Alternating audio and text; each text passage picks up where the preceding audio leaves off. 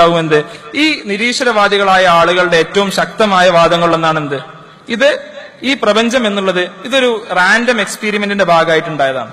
ഇതൊരു ചാൻസ് ആണ്, ഇതൊരു പ്രോബബിലിറ്റിയാണ്. ഇത് എന്താണ്, ഇതിങ്ങനെ ഒരുപാട് ട്രൈസിന്റെ ഇടയിൽ നമുക്ക് കിട്ടിയൊരു പ്രോബബിലിറ്റിയാണ്. എന്നാൽ നമ്മൾ ആലോചിച്ച് നോക്കി എത്രത്തോളം കോംപ്ലക്സ് ആണ് ഈ പ്രപഞ്ചം എന്ന് പറയുന്നത്. നമുക്ക് നമ്മുടെ ഹ്യൂമൻ ബ്രെയിൻ, നമ്മുടെ തലച്ചോറ് മാത്രം ഒന്ന് എടുത്ത് ആലോചിച്ച് നോക്കാം. നമ്മുടെ തലച്ചോറിൽ 100 ബില്യൺ ന്യൂറോൺസ് ഉണ്ട്. 100 ബില്യൺ, നമ്മുടെ തലച്ചോറിൽ മാത്രം 100 ബില്യൺ ന്യൂറോൺസ്. ന്യൂറോൺസ് എന്ന് പറഞ്ഞാൽ നമുക്ക് അറിയേണ്ടാവും എന്ത്, നമ്മുടെ സെൻസിങ്ങിന്റെ ഏറ്റവും അടിസ്ഥാനപരമായിട്ടുള്ള സെൽ അല്ലെ, നമ്മുടെ ബ്രെയിനിന്റെ ഏറ്റവും അടിസ്ഥാനപരമായിട്ടുള്ള സെൽ, അതാണ് ന്യൂറോൺ. ആ ന്യൂറോൺ 100 ബില്യൺ, 1 ബില്യൺ എന്ന് പറഞ്ഞാൽ 100 കോടി, അതായത് 10,000 കോടി ന്യൂറോണുകൾ നമ്മുടെ ബ്രെയിനിൽ മാത്രമുണ്ട്. ഇനി ഈ ന്യൂറോണുകൾ എന്താണ്, പരസ്പരം കണക്ട് ചെയ്യപ്പെട്ടിട്ടുണ്ട്. നമ്മൾ ഒരു വസ്തുവിനെ കാണുമ്പോൾ, നമ്മളൊരു കാര്യം ഓർമ്മയിൽ വെക്കുമ്പോൾ എന്താ സംഭവിക്കുന്നത്, ശരിക്ക് ചില ന്യൂറോണുകൾ തമ്മിൽ ചില കണക്ഷൻസ് ഉണ്ടാവുന്നു, ചില ന്യൂറോൺസ് തമ്മിൽ കണക്ഷൻ വേർപെടുന്നു. ഇതാണ് നമ്മുടെ മെമ്മറിയുമായി പ്രോസസ്സുമായും ഒക്കെ ബന്ധപ്പെട്ട് നമ്മുടെ ബ്രെയിനിൽ സംഭവിക്കുന്നത് അല്ലെ, ഒരു ഹാർഡ്വെയർ പെർസ്പെക്റ്റീവ്. അങ്ങനെയാണ് എന്നുണ്ടെങ്കിൽ സയൻസ് പറയുന്നത് ഒരു ന്യൂറോൺ മറ്റൊരു ന്യൂറോണുമായി 1000 ന്യൂറോണുമായി മിനിമം, അതല്ലെങ്കിൽ മാക്സിമം 2 ലക്ഷം ന്യൂറോണുമായി കണക്ട് ചെയ്യപ്പെട്ടിട്ടുണ്ട്. ഒറ്റ ന്യൂറോണ് ഈ 100 ബില്യൺ ന്യൂറോൺസിന്റെ ഏറ്റവും മിനിമം 1000, അതല്ലെങ്കിൽ മാക്സിമം 2 ലക്ഷം ന്യൂറോൺസുമായി ഒരു ന്യൂറോൺ കണക്ട് ചെയ്തിട്ടുണ്ട്. ഈ കണക്ഷനെ നമ്മൾ സിനാപ്സ് എന്ന് വിളിക്കും എന്നൊക്കെ നിങ്ങൾ ബയോളജിയിൽ പഠിച്ചിട്ടുണ്ടാവും. ഓക്കെ, അങ്ങനെയാണെന്നുണ്ടെങ്കിൽ ഞാൻ പറഞ്ഞത് ആവറേജ് ഒരു 10,000 കണക്ഷൻസ് ഉണ്ടെന്ന് വിചാരിക്കുക. ഒരു neuron an average there is A 10,000 connections.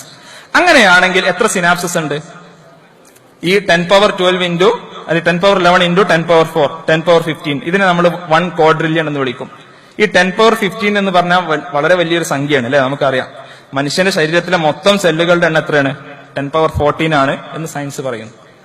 10^15 connections എന്തുണ്ട് നമ്മുടെ ബ്രെയിനിൽ മാത്രമുണ്ട്. എന്ന് മാത്രമല്ല ഇത് ഡൈനാമിക് ആണ്, അതായത് ഇത് പരസ്പരം മൂവ് ചെയ്തുകൊണ്ടേയിരിക്കുന്നു. പരസ്പരം കണക്ഷൻസ് ഞാനിവിടെ സംസാരിക്കുന്നതിനനുസരിച്ച്, നിങ്ങൾ എന്നെ ശ്രവിച്ചുകൊണ്ടിരിക്കുന്നതിനനുസരിച്ച് ഈ കണക്ഷൻസ് പരസ്പരം മാറുന്നുണ്ട്. ഓക്കെ, എങ്ങനെയെങ്കിൽ നമ്മൾ ഇതിന്റെ ഈ കണക്കിന്റെ ഒരു മാഗ്നിറ്റ്യൂഡ് പറയാൻ വേണ്ടി മാത്രം ഞാൻ എന്ത് ചെയ്യാണ്, ഞാൻ വേറൊരു നെറ്റ്വർക്കിലോട്ട് നിങ്ങളുടെ ശ്രദ്ധ ക്ഷണിക്കുകയാണ്.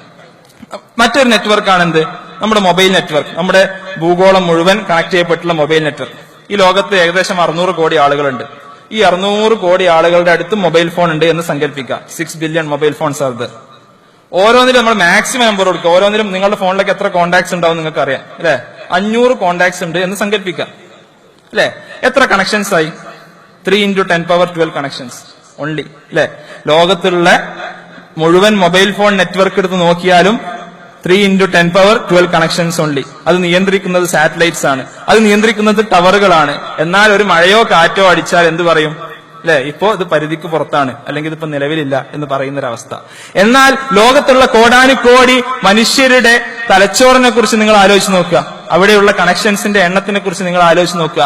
ആ കണക്ഷൻസ് എൻക്ലോസ് ചെയ്തിട്ടുള്ള വെറും 1.5 കിലോഗ്രാം മാത്രം ഭാരമുള്ള ആ തലച്ചോറിനെ കുറിച്ച് കേവലം 14 സെന്റിമീറ്റർ നീളവും 16 സെന്റിമീറ്റർ വീതിയും 19 സെന്റിമീറ്റർ ഹൈറ്റുമുള്ള ഒരു ചെറിയ ബോക്സിനെ കുറിച്ച് നിങ്ങൾ ചിന്തിച്ചു നോക്കുക.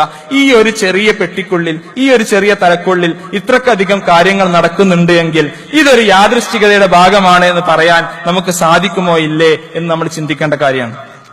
ഇതേപോലെ തന്നെ മനുഷ്യൻ എല്ലാവർക്കും നമുക്കറിയാം, നേരത്തെ പറഞ്ഞ പോലെ 10^14 സെൽസ് ഉണ്ട്. ഈ സെൽസിന്റെ ഉള്ളിലൊക്കെ എന്തുണ്ട്? ഈ സെൽസിന്റെ ഉള്ളിലൊക്കെ DNA ഉണ്ട് അല്ലെ, ഡിയോക്സി റൈബോസ് ന്യൂക്ലിക് ആസിഡ്. ഈ ഓരോ DNA-യിലും 10^14 സെൽസിലുള്ള ഓരോ DNA-യിലും എത്രമാത്രം ഇൻഫർമേഷൻ അടങ്ങിയിട്ടുണ്ട് എന്നുള്ളത് സയൻസ് പറയുന്നത്, ഒരൊറ്റ DNA-യിൽ 1,00,000 പേജുകളുള്ള 1,00,000 പേജുകളുള്ള അങ്ങനത്തെ 1000 വോളിയംസ് 1000 ഭാഗങ്ങളുള്ള ഒരു പുസ്തകം എത്രത്തോളം ഇൻഫർമേഷൻ കണ്ടെയ്ൻ ചെയ്യുന്നുണ്ടോ അത്ര ഇൻഫർമേഷൻ മനുഷ്യന്റെ ഒരൊറ്റ DNA കണ്ടെയ്ൻ ചെയ്യുന്നുണ്ട്. അങ്ങനത്തെ എത്ര DNA ഉണ്ടാവും? 10^14. നിങ്ങൾ ആലോചിച്ച് നോക്കുക. ഇതൊരു റാൻഡം ചാൻസിന്റെ ഭാഗമായിട്ട് വന്നതാണോ? ഇതൊരു റാൻഡം ചാൻസിന്റെ ഭാഗമായിട്ട് വന്നതാണോ? ഇങ്ങനെ ഒരു പുസ്തകം വായിച്ചു തീർക്കാൻ മനുഷ്യൻ 24 മണിക്കൂർ ഇരുന്ന് വായിച്ചാലും മിനിമം 100 വർഷം എടുക്കും ഇങ്ങനത്തെ ഒരു 1000 വോളിയം പുസ്തകങ്ങൾ വായിച്ചു തീർക്കാൻ. നിങ്ങൾ ആലോചിച്ച് നോക്കുക. നമ്മൾ സാധാരണ പറയാറുണ്ട് എന്ത്, എന്റെ ആപ്പിൾ iPhone 6ന്റെ എന്താണ് റെസൊല്യൂഷൻ എത്രയാണ്, എന്റെ മോട്ടോ ജി ഇന്ന സാധനങ്ങളുടെ റെസൊല്യൂഷൻ എത്രയാണ്, നമ്മളെ കണ്ണിന്റെ റെസൊല്യൂഷൻ എത്രയാണ്? ആർക്കെങ്കിലും ഒന്ന് ഊഹിച്ച് പറയാൻ പറ്റുമോ? നമ്മുടെ കണ്ണിന്റെ റെസൊല്യൂഷൻ എത്ര മെഗാ പിക്സലാണ്? എത്ര? Any guesses? 80 പോരാ, കുറഞ്ഞുപോയി. 576 മെഗാ പിക്സൽ, 576 മെഗാ പിക്സൽ. നിങ്ങളെ ഫോണിന്റെ അടുത്തുള്ള എത്ര മെഗാ പിക്സലാന്ന് നിങ്ങൾക്ക് അറിയാല്ലേ? നമ്മുടെ കണ്ണ് 576 മെഗാ പിക്സൽ റെസൊല്യൂഷനുള്ള കണ്ണ്. ഈ ക്യാമറ യാദൃശ്ചികമായി ഉണ്ടായതാണ് എന്ന് നിങ്ങൾക്ക് പറയാൻ സാധിക്കുന്നില്ലെങ്കിൽ, അതേപോലെ ഈ കണ്ണ് യാദൃശ്ചികമായി ഉണ്ടായതാണ് എന്ന് പറയാൻ എങ്ങനെയാണ് ഒരു നിരീശ്വരവാദിയായ സുഹൃത്തിന് സാധിക്കുക? നമ്മളെല്ലാവരും ആലോചിക്കേണ്ട കാര്യമാണത്. അപ്പൊ ഇതൊക്കെ യാദൃശ്ചികമായി സംഭവിച്ചതാണ്.